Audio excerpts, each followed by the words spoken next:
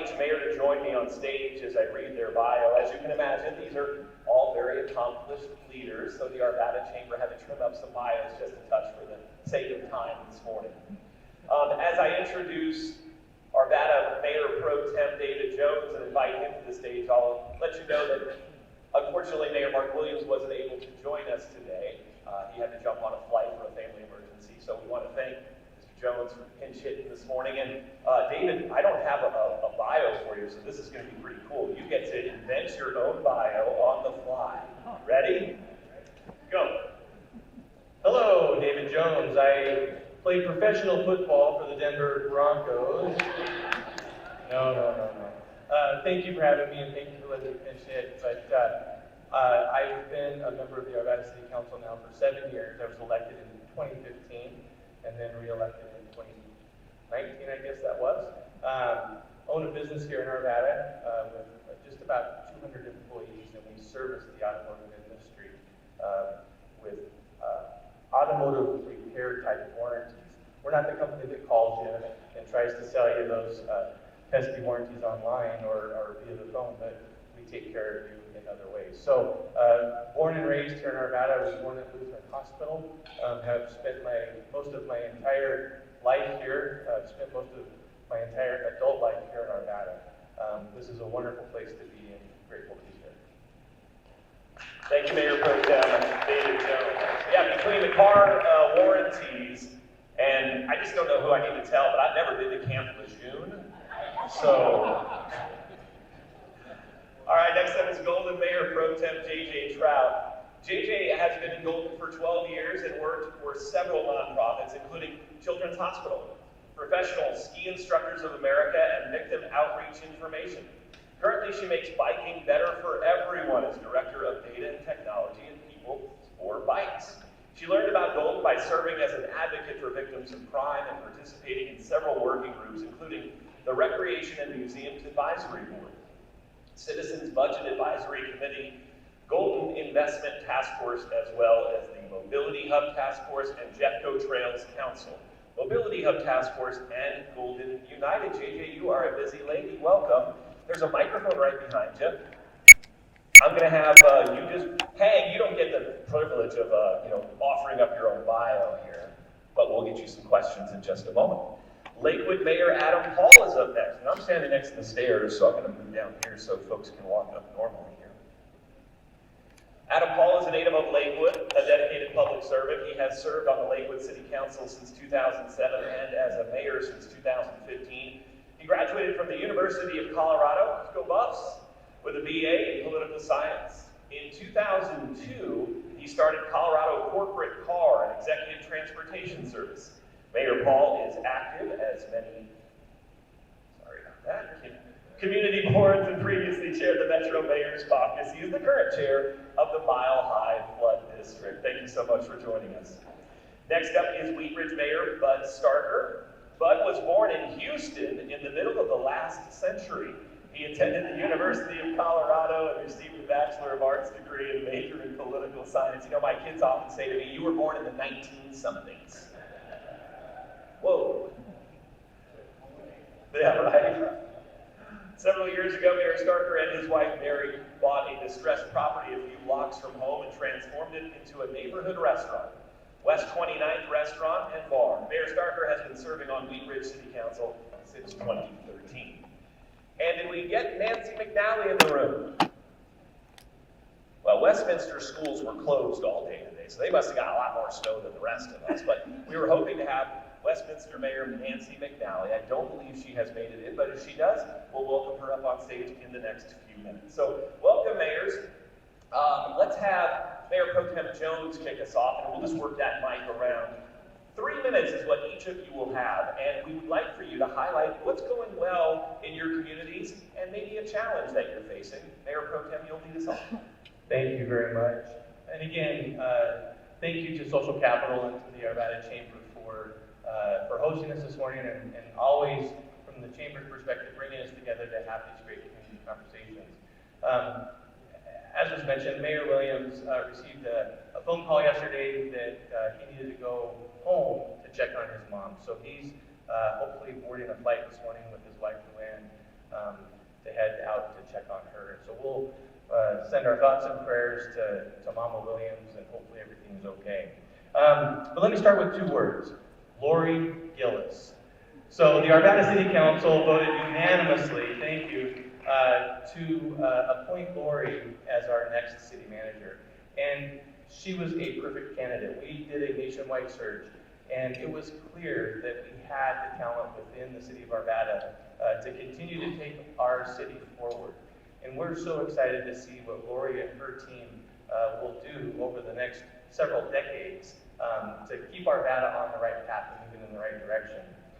We've had some really great things going on in 2022. We've got a couple of bond projects that are taking place, Ralston Road and 72nd. However, they're going a little bit slower than we would have anticipated or hoped. I think Mayor Williams said yesterday in a meeting that he was hoping that one of those would have been completed before his term ends next year, but I don't believe that's going to happen. We've got a lot of activity going on in Old Town. You see the cranes, you see the things that are, the new apartments that are going up. We've got our second hotel that will be, the ground will be broken on that very soon. We're excited about that. We've had some hard discussions in the city with regards to our water, our water rates and our tap fees. And we've had to make some bold decisions to ensure that our infrastructure and our water is secure for decades to come. We've experienced tragedy in our city with the murder of Officer Baycott. And then, just 15 months ago, the brutal murder of Officer Beasley in Old Town, followed by the loss of one of our Parks team members, Joey Aaron. So we've had a lot of tragedy in the city of Arvada, but what we've seen is a lot of resilience. And our police department and our city team have come together to really show how strong they are to continue to deliver the core services to our citizens and to our businesses. It's truly an honor for me to serve on the Arvada City Council and with the council that we have seated today. We don't always agree on everything, but we work hard to bring services to our city, core services to our city that are most important. I want to leave you with a quote. And I'm not going to tell you who it's by just yet. We all have scars. We're going to have more. Rather than struggle against time and waste it, let's dance with it and redeem it. Thank you very much, Arvada Mayor Pro Tem David Jones. Let's get perspective from Golden. Mayor Pro Tem J.J. Trout with the most Colorado last name you will hear today. Thank you. That was actually a really fun campaign sign. I thought nowhere else other than Golden, Colorado could I put a trout, an actual trout, on my campaign sign. I did get people telling me that they voted for me because they're fisher people. They like to fish. It all worked out well. Hi, I'm J.J. Trout. I'm Mayor Pro Tem. I'm so sorry I don't get Mayor Laura Whiteberg. She's amazing. She just has another obligation with the National League of Cities. So I'm here today to talk to you. I'll just quickly say thank you for the intro. I'm also Chief of Staff at People for Bikes. We're National Bike Industry Trade Association. So nonprofit service my whole career, but I also very much understand a lot about the business side. I help the bike industry and the manufacturers work on the sustainability in their supply chain. So understand that. My mother and my father both own small businesses, and 5 of my 7 siblings all have small businesses. So I imagine one day I'll get to sit in your chairs and understand how to make small businesses thrive, or big businesses as well. For the city of Golden, similar to you all, we are foundationally making sure that our staff is solid. We just hired a new city manager, Scott Fargo, who comes to us from the county, the Summit County we used to manage, with a wonderful deputy city manager who stepped in, was interim, did a great job. And we have new chiefs of police and of fire. We have a new public works director. We have a new homeless navigator, housing coordinator. So we are a weak city council, strong city manager type of government, which means we rely heavily on our staff to make all of those amazing decisions and move us forward. And I would say, bigger picture, right? Beyond bringing awesome staff forward. Last November, we had a couple of ballots. One was lodging tax. I think you might think that's kind of silly that Golden has not had one in a long time, so lodging tax as well as sales tax for marijuana to help us move forward and do all these really big picture planning, moving out of the pandemic, moving out of survival mode and into how we make sure that Golden thrives. And just a few of those planning pieces that I'm excited about. One is bikes and ped master plan. I like bikes. Who knew? We're also, as we have less RTD, less transportation options, we're working with the School of Mind to bring out new transit buses, new ways to get around town. We have our Racial Equity, Diversity, Inclusion Action Plan just coming to us recently. We also have Clear Creek. I don't know who's been to Clear Creek. Who's seen the massive amounts of people enjoying Golden in a really awesome way, but we also need to figure out how to manage our resources.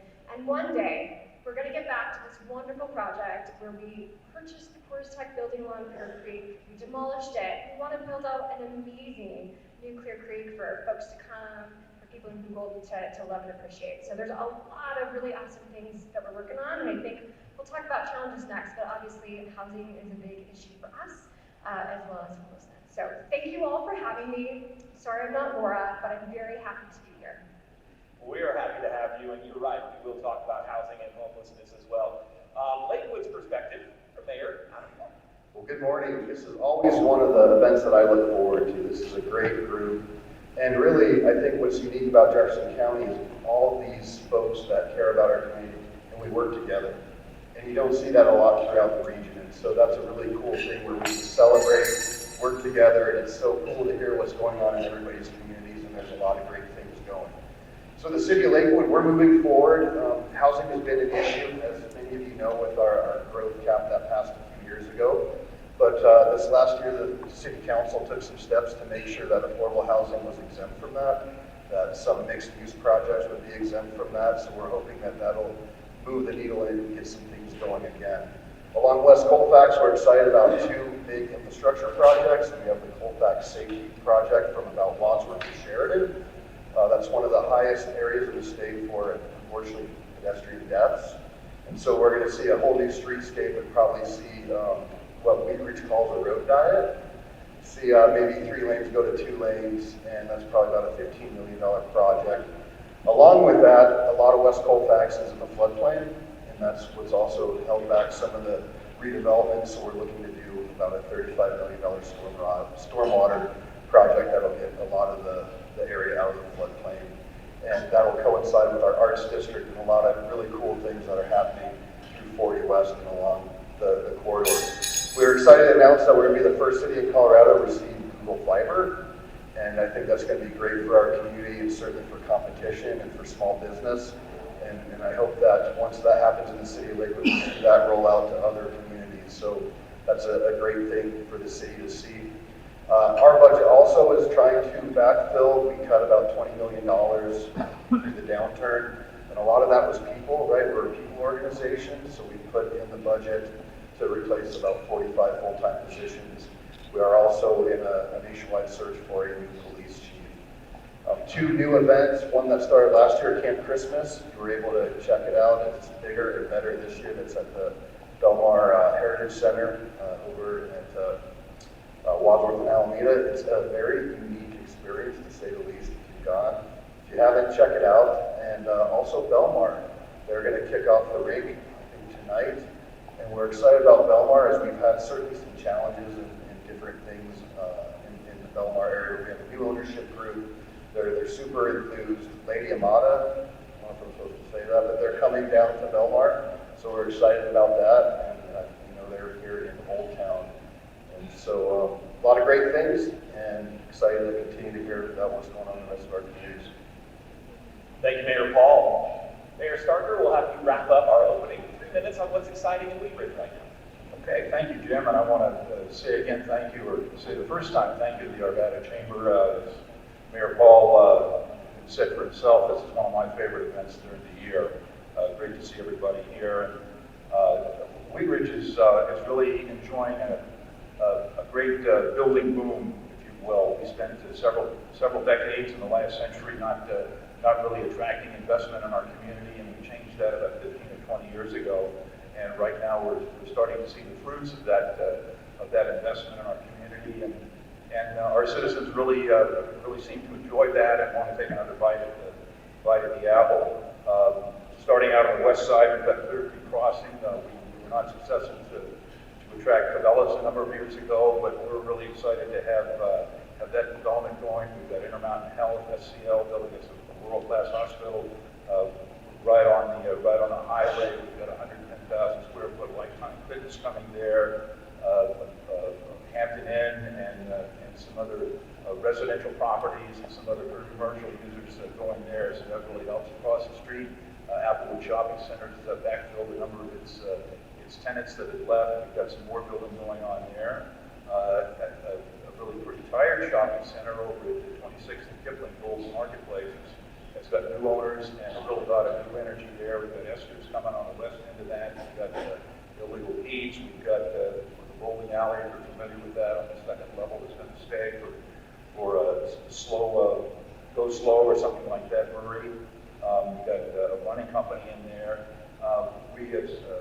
We a number of years ago, put together a road dial on 38th Avenue, and it was not particularly popular with some of our residents going through, so we kind of put a hold on how we continue with that, but I think people are getting more excited seeing development coming.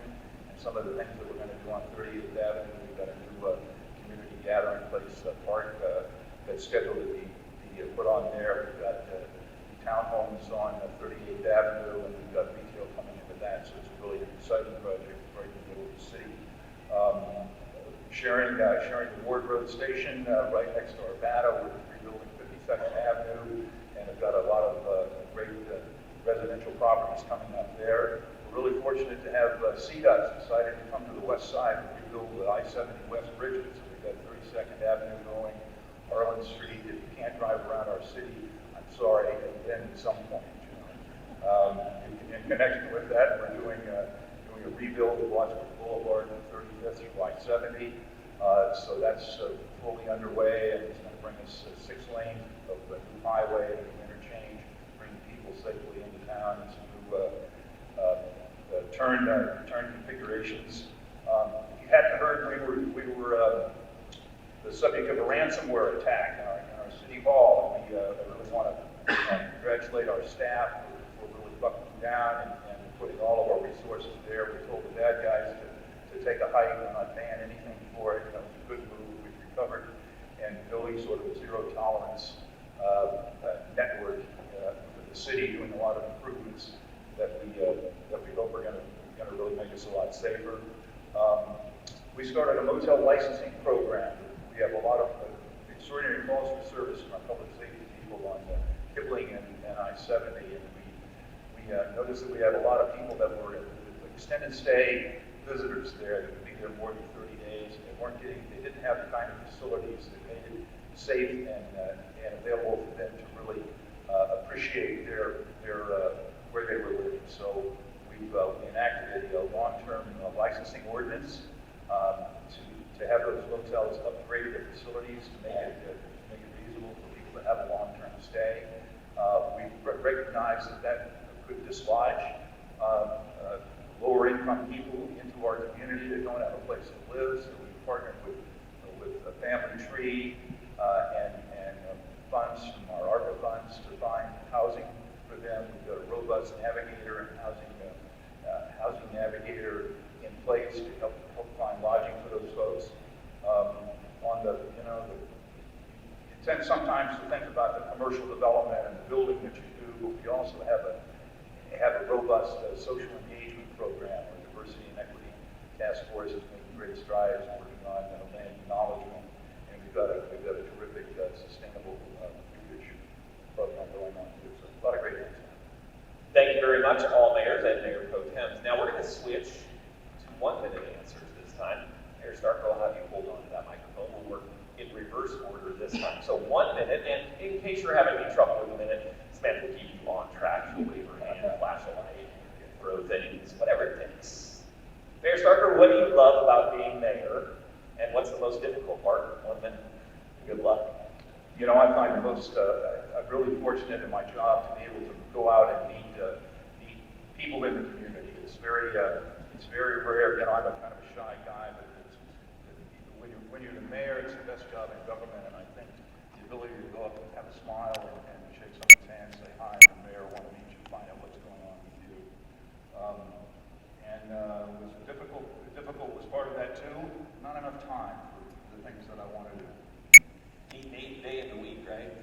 All right, Mayor Paul, same question to you. Yeah, certainly. I think being able to, the interactions, the relationships, the people, every time I go to a school is always one of my favorite parts of the job, to be with our next generation. And also knowing that while some things that we do now, it may be controversial, but if you're doing the right thing, you know that you're going to change somebody's life, and you may never meet that person, but that's a cool part of it. I think one of the downsides is just seeing and understanding we live in the same communities, we see the same problems, and I wish we had better answers for some of the things that we're dealing with, or the magic wand, which is further down on the question sheet, to fix it. And people look to the mayor and say, you need to fix this.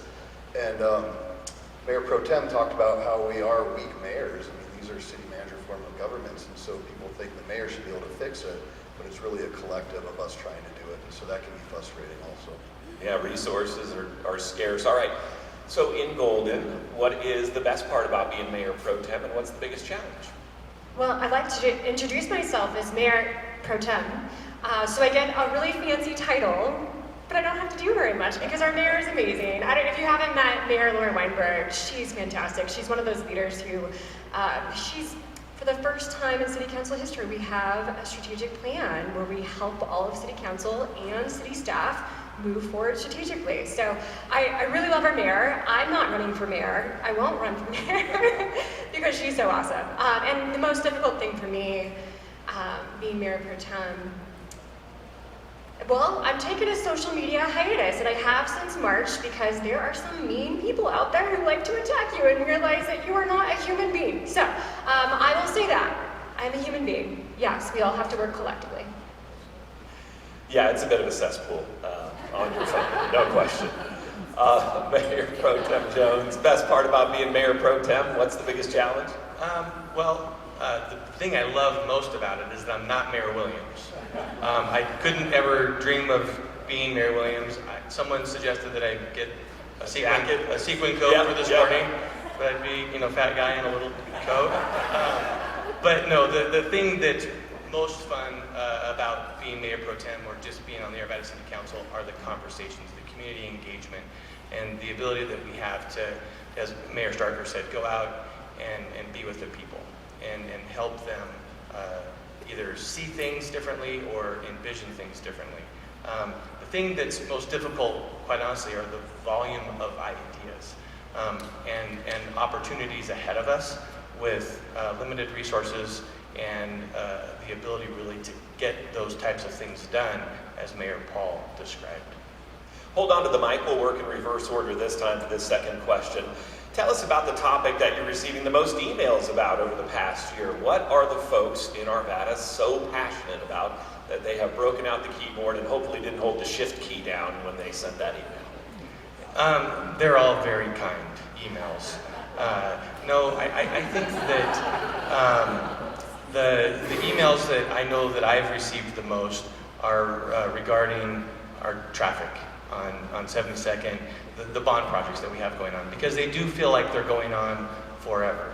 And it doesn't feel like a lot's being accomplished, but there's a lot of stuff that's been done. We're also getting a lot of emails around homelessness in Old Town. And the challenges are is that people, those impact businesses, those impact families, homelessness impacts all of our community. And it's not a crime to be homeless, but how do we address it appropriately and help people understand kind of the path forward? All right, JJ, the topic that you're receiving the most emails about, what are the folks in Golden excited or passionate about? Yeah, a year is a long time, so this is probably most recently most emails.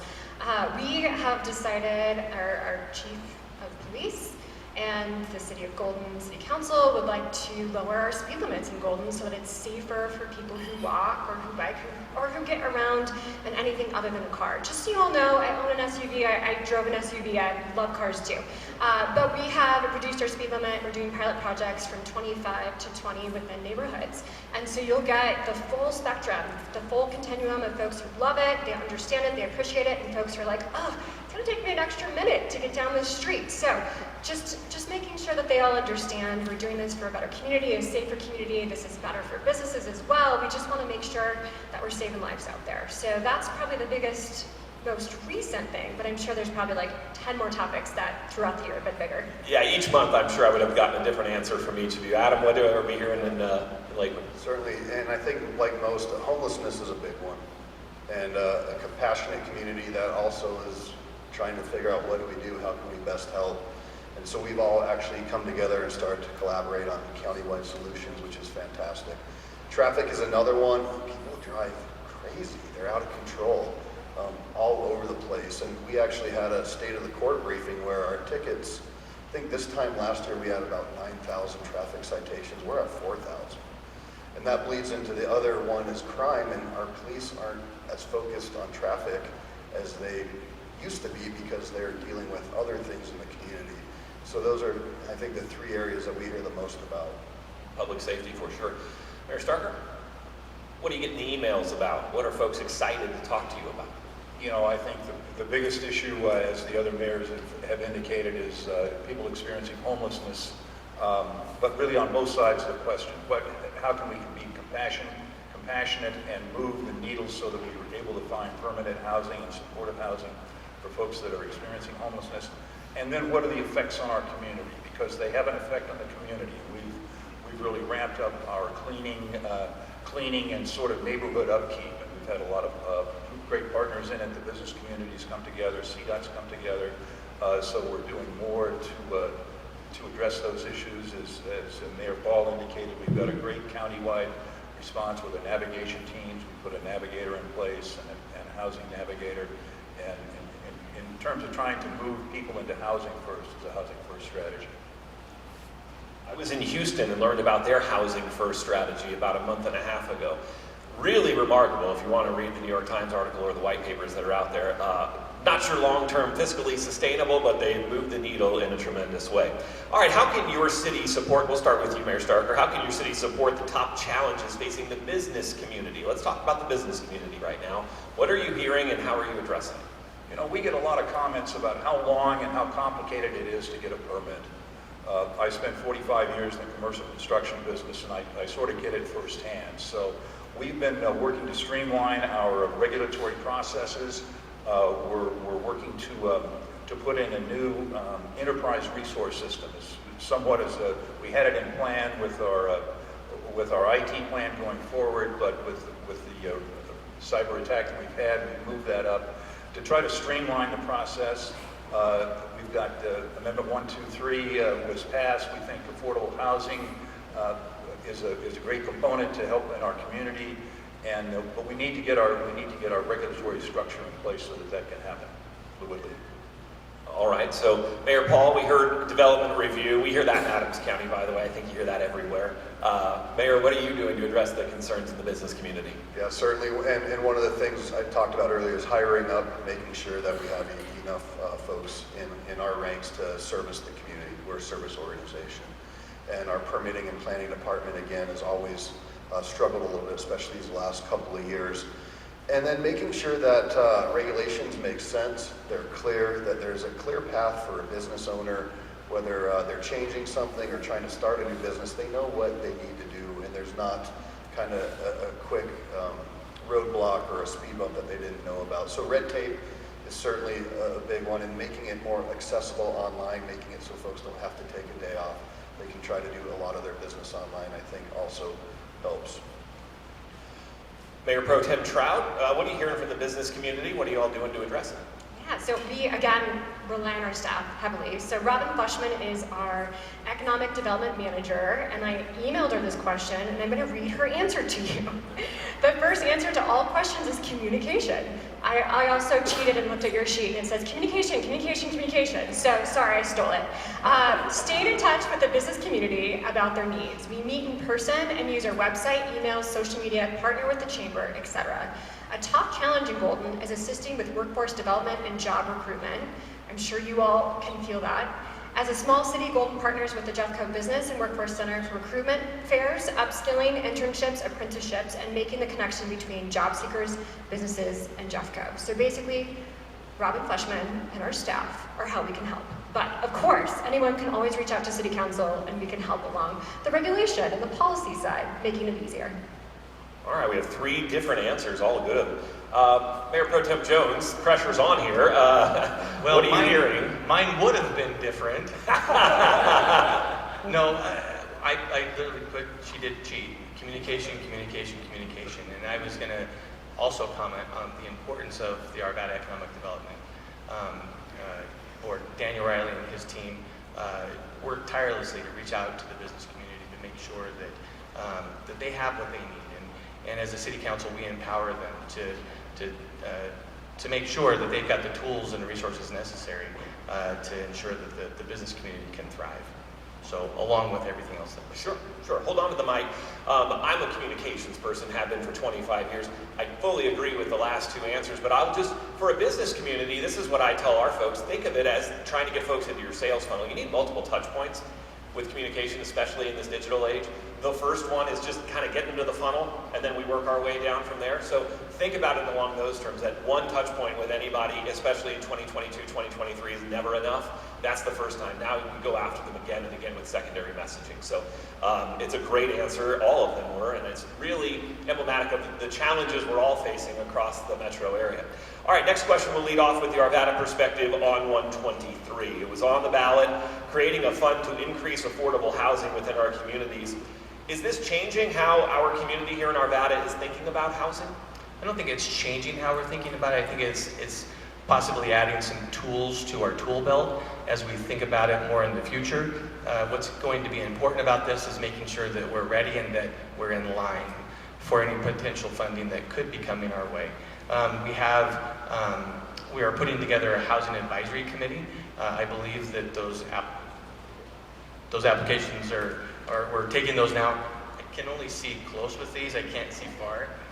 That's why I had to pull them down. But it's an important conversation for us in the city, and one that I think every city is facing as to the housing stock and the diversification of housing.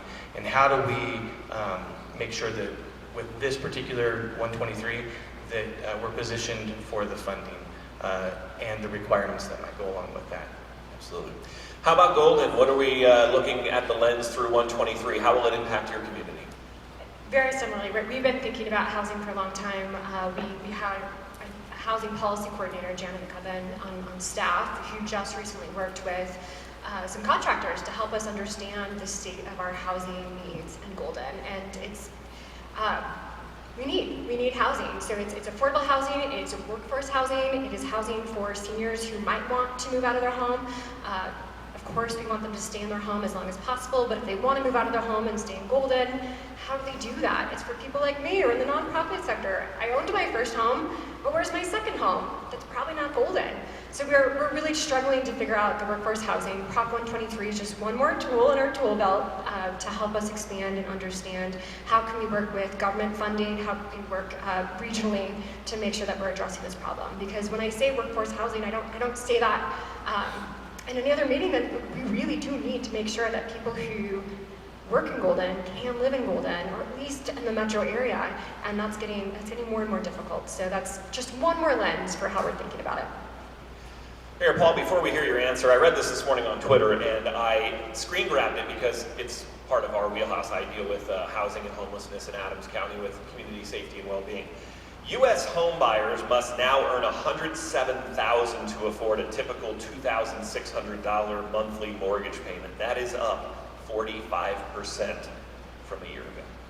45%. Illustrates the problem. That's inflation, that's rates, that's all the things. But man, that's a really difficult challenge. Is 123 enough, Mayor Paul, or are we going to have to do things in addition?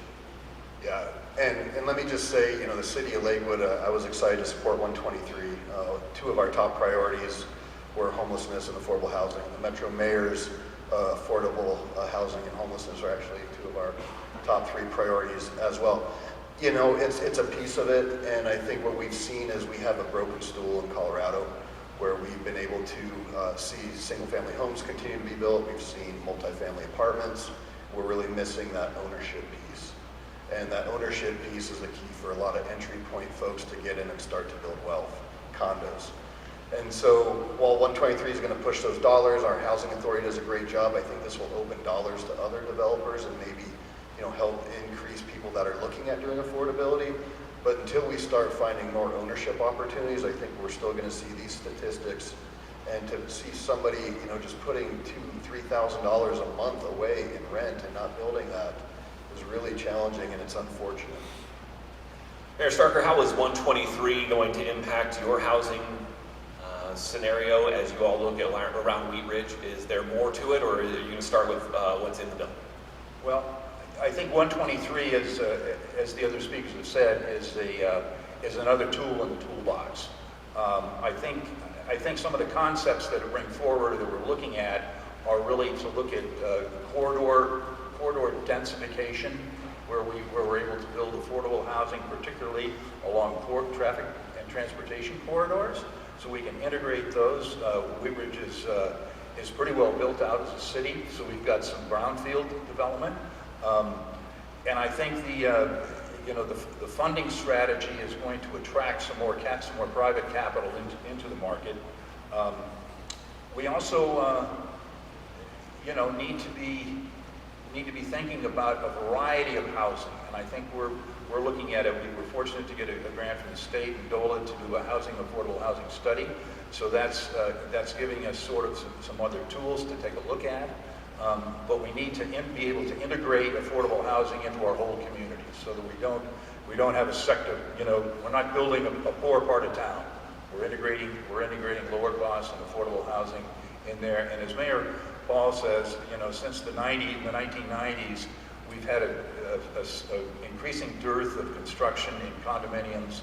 That's a lower cost housing option.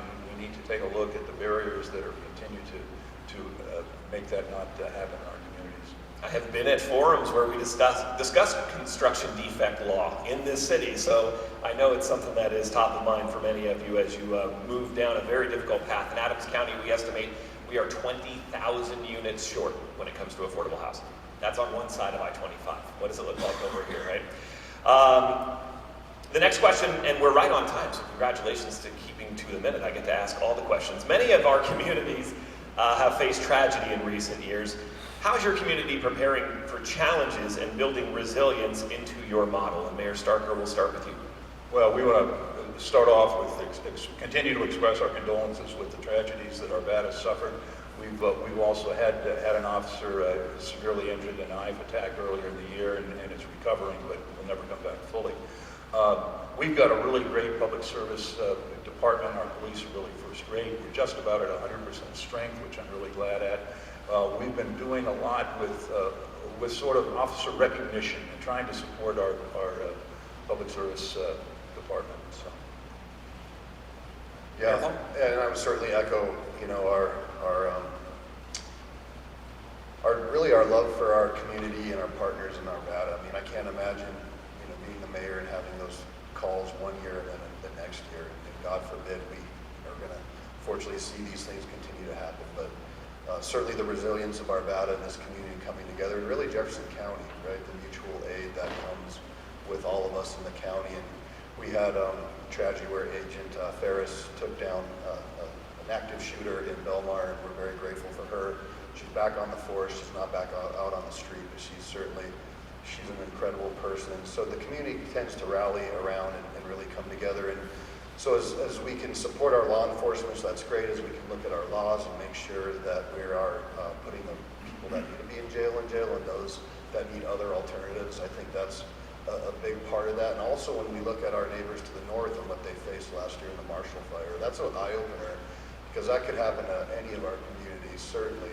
And I live on the west side of the Lakewood area, right off the mountains, and we're all cedar fences. I I mean, so planning and looking and putting in plans right now to say what could happen in this urban interface as far as wildfire goes. I think planning and always looking to the future and saying that will never happen here, most likely can and will, unfortunately. Mayor Trout? Mayor Pro Tem Trout, sorry, I didn't want to Mayor. elevate things. I think it's a three-legged stool for us. We have a really strong and engaged community, especially with our nonprofits, so making sure that we bring them together, collaborate, and they're a part of the solution.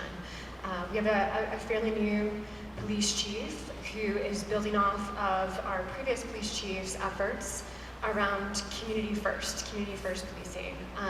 I've done, gosh, I don't know, a dozen ride-alongs, and we definitely have a force who cares, who puts the effort in to learn the community and work with the community. From the fire department perspective, Golden being very close, we're surrounded by a lot of open space. That's been a big topic. Probably the one that I got the most emails out of the entire year is around fire. And our new interim fire chief has been figuring out how are we going to move our fire department from a very volunteer fire department. It's been amazing volunteers, great amount of effort from volunteers over the years, and how do we add staff to that to make sure that we have the right amount of people to respond to fire, to help out in those emergency situations in a quicker time than in the past. So I think it's the support from these new leaders, new leadership, thinking through how do we move forward, how we build on the past of what we have to make sure community is coming first and we're ready for those emergencies when they do come. Mayor Pro Tem Jones, obviously you have had more than your fair share in this area. What has it done to your local government, bringing folks together, rallying around these families, offering support? Describe for us the last couple of years for you. Yeah, well, first of all, thank you, mayors, for your support. It's quite humbling in these events, in these tragedies, and to see the support from the surrounding communities, from the other law enforcement agencies, where they just kind of swoop in and say, we've got you. Go take care of your families, go take care of your employees. And I think that, for me, was one of the biggest kind of aha moments of civility, in where, as government, we can work together and we can come together and support one another. And I just wish that it was like that all of the time, where we can support one another for a common cause, for a common good cause, to really drive the needle on what's most important. And so, again, it was just amazing to me to see all of the different agencies from across really the state and other states, the procession, and seeing patrols from Utah and Wyoming and Washington, D.C., and it's quite humbling. But our city team did a marvelous job of rallying behind all of the employees, our police department. We're down about 30 police officers, and some of those have left the force completely. They're leaving the profession. Some because their families are asking them to leave the profession, because there's just a lot of uncertainty around their safety. We're certainly, we love our police, we love our fire department. While they're two separate, unlike Golden, our police department and the Arvada Fire Protection District work so closely together. And I think from the city of Arvada's perspective, we feel like we're very well protected. But there's a lot out there, and there's a lot still to consider around how do we take care of and protect our city. Colorado is very fortunate to have a Fallen Hero Foundation that comes in and helps. Wish we didn't need it, but they are an amazing group that come from around the state. All right, we're going to go to development pressure to wrap up the 3-minute answers, then we'll get you into some fire round questions. So we have all seen countless examples of the development pressures in the communities. How is it that you are navigating the challenges for residents and the need for economic growth? And we'll start with you, Mayor Pro Tem Jones. Thank you. So we've just recently completed our land development code update, and that obviously is a huge lift and takes a lot of time. And even with the completion of that, we're seeing, as it's put into kind of real life use, we're seeing places where we can make adjustments and maybe dial things back or dial things up as it relates to the land development code. But as other mayors have said, we're trying to speed up the approval process so that some of those projects that truly fit into an administrative type of review can be done a little bit more quickly and with less red tape, I think, as Mayor Paul described. The other part of this is driving accountability inside of our departments so that the right hand knows what the left hand's doing, and there's not, kind of this mutual mystification around who's doing what and why. We're leveraging AIDA, we're leveraging the Chamber of Commerce, because those are important points of collaboration as we think about growth in the city. The other part of this is that as a city, we're all in as it relates to the Chamber Bold initiative. We want so badly for that initiative to take off, because there's some really key points inside of the initiative that will just benefit the city of Arvada and the businesses that try to do business here every single day. What does it look like in Golden? And the development pressures, and then what do you hear from residents? It's really a double-edged sword and very hard to thread a needle sometimes. And Golden is unique in our land base, right? We're a very small community surrounded by beautiful open space in the foothills. So the development pressures are a little bit different. We certainly hear about development. It's mainly about the size of development, the size of the new buildings when you're tearing down small homes. So we have a new form-based code, which helps our developers be able to understand this is what the types of buildings we want to see, and that's certainly moving forward. But I think the bigger pressure for us is more tourism. Tourism along Clear Creek coming into Golden, which is wonderful. It's an economic driver, and it's hard to always align visitors' needs with our residents' needs. And so right now, we do a lot of communication. We're experimenting a lot with different types of solutions, conversations around parking, how many people should be in the river, a lot of different ways for us to just pilot some projects, collect data, understand what's the next little thing we can try, and really communicate along the way to say, we're trying. Hang in there with us. It's never going to be back to 20 years ago. That's probably not where we want to go when it comes to economic development for our town. And how do we make sure that everyone's happy as we're trying and experimenting and piloting out a lot of different ways to move forward. JJ, I'm glad you brought up tourism. I was at the City and County Managers of Colorado conference last year, and they had a tourism breakout session, so I sat in the back of the room. They made a great presentation talking about all the things that they've done, including like removing Hanging Lake from any of their marketing materials, things like that, right? Because that was contributing to the demise of that beautiful spot. And at the end of the entire seminar, a couple people in the back of the room from mountain communities said, "Can you please just stop?" And the person was puzzled, like, "What do you mean?" They said, "No, really, we have all the tourists we can handle. Stop marketing, just stop bringing people because we don't have the resources." It was mind-boggling, but that was the prevailing thought of the people in the room was, hey, we're good. We've got enough tourists. We have enough money from them. And I've never lived in a place where I've heard that before, but when you go and you see some of those folks straining for workforce and some of those things, they can definitely bring up a challenge. So thanks for bringing that forward. All right, Mayor Paul. Yeah, certainly Lakewood's been front and center on this, and it's tough when you're in an infill community. We're 44 square miles and we're virtually built out. The really only greenfield left is what we call the Rooney Valley, C470, and Alameda and the Morrison Road area. So a lot of our building became densified. And the interesting piece of this is when we were doing stationary planning in 2008, 2009, 2010, the density was supposed to be along the light rail. And we started to see that. We also put in growth areas. Well, until we had this boom, people really didn't pay attention, and all of a sudden they saw 4 or 5 story apartments popping up, and it really created consternation. And so being able to understand and say, this is where the community said we wanted us to grow. We're growing there. What are the other issues? One of the issues is it's just different. It's a different Lakewood when you start to see this. And a city either moves forward or it moves back. They just don't stay stagnant. And so I think listening and being able to adjust in the way of, well, it's 5 stories, we get that we need to grow, but it looks terrible. And so having better design guidelines or encouraging more mixed use, those sorts of things can go a long way. And then you talk to developers and builders and you have heads and beds. So we have a lot of empty retail.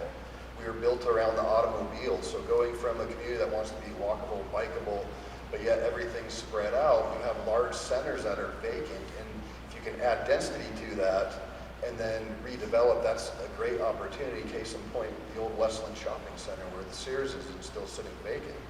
It's starting to see multifamily around it. Hopefully we'll see some more retail and commercial development, but I think you have to have that component of residential to help drive those folks, the retail side of it. Yeah, my economic development friends always say rooftops lead to retail, right? Mayor Starker? Well, I think the other mayors have really touched on a lot of the salient points. I think the thing that I try to keep in my mind is that change is the most unchangeable thing in the world, because we're going to have change, and really it's our orientation to how we can make quality change in our communities that's really going to do it, because we're building now for our children and our grandchildren, and you need to continually reinvest in your community. And I think providing housing options more along transit corridors is part of that. I think mixing affordable housing in with the housing that you're going to build is an important part of that. We've got, when the Lutheran Hospital moves out to their new campus in 2 years, we've got about 100 acres right in the middle of town to redevelop. So we're really forward to looking about how we can sort of push less density housing closer to the existing single-family neighborhoods. And then in the interior of the site, let's look at some more density. Let's see how we can make that a mixed housing for our community, because ultimately we need to have all types of income levels in our communities in order to really have a strong community. Right about that. All right, we're on to fire round questions, which means you'll get a sentence, and it says here, run-ons are accepted. Not in Miss Dyer's 8th grade class, they were not, but they are here this morning. Mayor Starker, we'll start with you. If you had a magic wand, what would you fix in a sentence? Today we're going to wave the wand and fix climate change. Yes, get on that. I love it. Mayor Paul. The Denver Broncos, but more importantly, homelessness. Mayor Pro Tem. So going much deeper, so that we can fix climate change and homelessness, how do we get people to accept the value of and? Not or, not as in homes or not homes, but how do we do all of these pieces together? I put homelessness, bad roads, long signal times, and mean people. Wow. Long signal times. Wow. Didn't see that one on the bingo card. Okay. If you could travel anywhere in the world, Mayor Pro Tem Jones, where would you go? Right now, Maldives. Okay. Mayor Pro Tem Trout. In February, I'm headed to South Africa for an international vision quest. So that's where I'm going. That's a pretty cool answer. Mayor Paul. I'd go to Hawaii today. Most days. Mayor Starker. Valley High is calling. Aha. All right, well, hold on to that, because you're going to answer the second one here. Third, what was the last book that you read? If you've been here a few years, One Flew Over the Cuckoo's Nest. Power of the Dog. Net Positive by Unilever CEO, about how businesses can give back more than they take. The quote that I left you with at the very beginning came from Green Lights by Matthew McConaughey. Okay. Mr. Jones, how would you explain the state of homelessness in your community? Remember, it's one sentence. Good luck with that. Complex, resource-intensive, and need of a holistic approach. All right, that's fair. Mayor Pro Tem Trout. This is hard. We have a homeless navigator, so we're making improvements, but also seeing more homeless show up. I think regionally, we're seeing the status of veterans who are homeless is actually going down. Great. Increasing, more challenging, and resource intensive. Absolutely true. Mayor Starker, how would you describe homelessness in Wheat Ridge? Consistent and making progress through our homeless navigation program and placing individuals in permanent housing. All right, so what are you most proud of, Mayor Starker, in your community? We led off with some of this, but you got to pick one, and it's got to be a sentence. The independent character of our citizens, we are the farmers. So I'm excited about a new program we're going to pilot, and it's a little bit longer than this sentence, but a day work program through Bayard Industries to employ unhoused on West Colfax for a year, up to 60 individuals, 3 days a week. And we're going to start, and thank you to Community First Foundation for giving us a huge chunk of money to get that going. It's going to be successful. We've been doing it for 2 years in Adams County.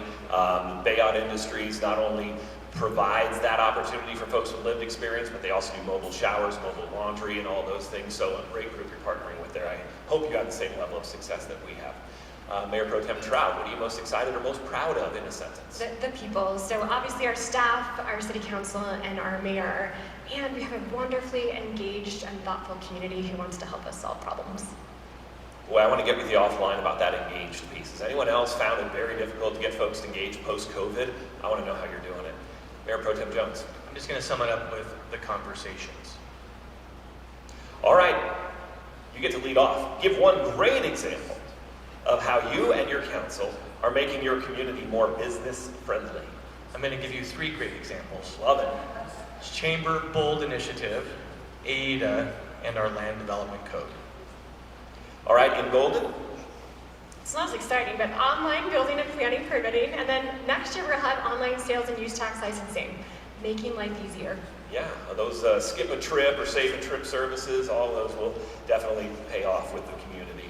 One great example, Yeah, so in Belmar, we just instituted an entertainment zone, and so I think that's going to be great for the businesses in Belmar. And then, of course, putting a lot of things online, and then we have a grants program through our economic development to really help our smaller businesses. I love that the In-N-Out is close to Belmar because when I take my wife to a show, she's a San Diego girl, I get cheap dinner on the way home, so that works out really well for me. One great example of things that are going on that you're proud of. And You know, we have streamlined our permitting processes. We are working really actively with both of our business organizations, and I'm doing a lot of ribbon cuttings. that is great news. Let's give our panel a round of applause and thank them for coming to join us on this snowy morning.